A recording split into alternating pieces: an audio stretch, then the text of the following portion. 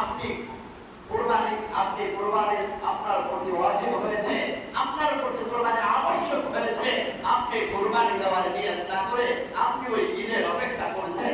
আপনার জন্য আমার নবী কি বলছেন জানেন? মান ওয়াজাদা সাআতান ফালাম ইয়াদহি ওয়ালা ইয়াকরাবান্না মুসাল্লানা।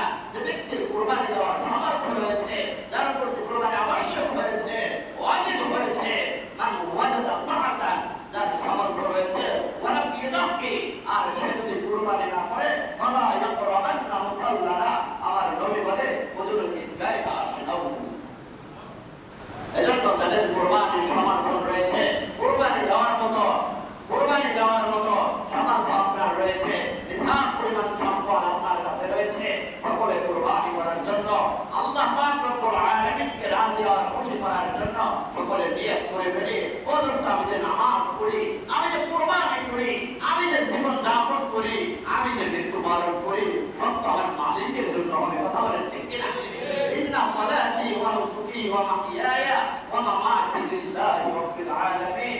ইন্না সালাতি, নিশ্চয়ই আমার নামাজ, ওয়া নুসুকি আমার কুরবানি, ওয়া মাহইয়ায়া ওয়া মামাতি লিল্লাহি রাব্বিল আলামিন, আমার হায়াত এবং মাউত সব তার জন্য।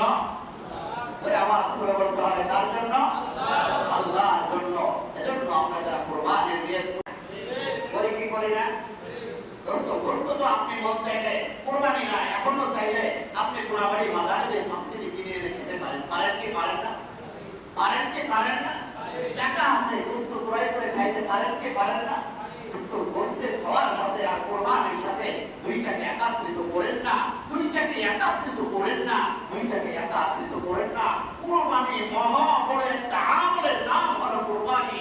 এই কুরবানি যদি আপনার উপর ওয়াজিব হয়ে যায়, আপনি যদি কুরবানি না করে যেরকম সওয়াব রয়েছে ওরকমের গুনাহও আপনি অধিকারী হবেন। এজন্য কুরবানির নিয়ত করতে হবে। কুরবানি কেবল একমাত্র কার জন্য? কুরবানি হবে কার জন্য? আল্লাহর জন্য কুরবানি করতে হবে। ইয়ানালাল্লাহু দুমুহা ওয়ালা দিমাউহা ওয়ালাকিন ইয়ানালুত তাকওয়া মিনকুম। আল্লাহ পাক রব্বুল আলামিন নিজেই বলে দিয়েছেন, তোমরা যে কুরবানি করো, এই কুরবানির পশু, এই কুরবানির গোশত, মাংস, এর রক্ত কিছুই আমি আল্লাহর কাছে পৌঁছায় না, কিছু আমি আল্লাহর কাছে পৌঁছায় না। শুধুমাত্র যে ব্যক্তি কুরবানি করে, ওই ব্যক্তির দিলের অবস্থা, ওই ব্যক্তির নিয়া, ওই ব্যক্তির ইখলাস, ওই ব্যক্তির খুলুসিয়া, এটাকে আমি আল্লাহ। এজন্য কুরবানি করতে হবে আল্লাহ পাক রব্বুল আলামিনকে রাজি খুশি করার জন্য, সওয়াবের আশায়।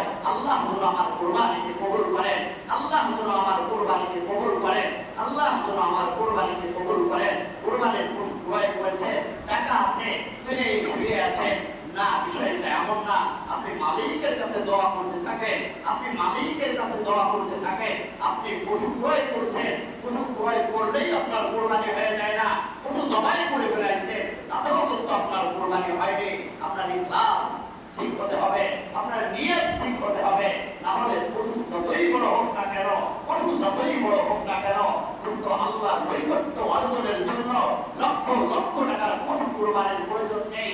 আপনি আল্লাহকে সন্তুষ্ট করার জন্য, আল্লাহকে রাজি করার জন্য, আল্লাহকে খুশি করার জন্য আপনার কুরবানির পশু যদি ছোট হয়, আর মালিক যদি রাজি হয়ে যায়, মালিক যদি সন্তুষ্ট হয়ে যায়, মালিক যদি পছন্দ করে ফেলে, তাহলে এটাই যথেষ্ট। কথা বলেন ঠিক কিনা?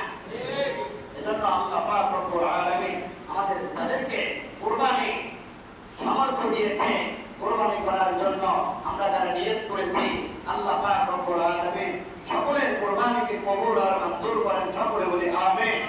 যারা এখনো নিয়ত করতে পারেনি, সকলে নিয়ত করে ফেলি। আল্লাহ পাক রব্বুল আলামিন আমাদের সকলের কুরবানিকে কবুল আর মঞ্জুর করেন। আবার সকলে বলছি আমিন।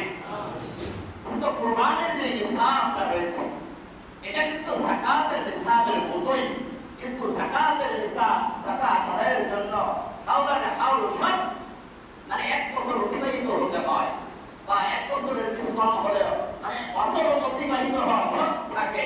কিন্তু কুরবানির নিসাব হওয়ার জন্য কিন্তু 1 বছর অতিবাহিত হওয়া শর্ত না। এটার ইদ্দাত আমি জিজ্ঞেস করেছিলাম, আপনারা বিগত জুমায় বলেছিলেন কয়দিন? 3 দিন।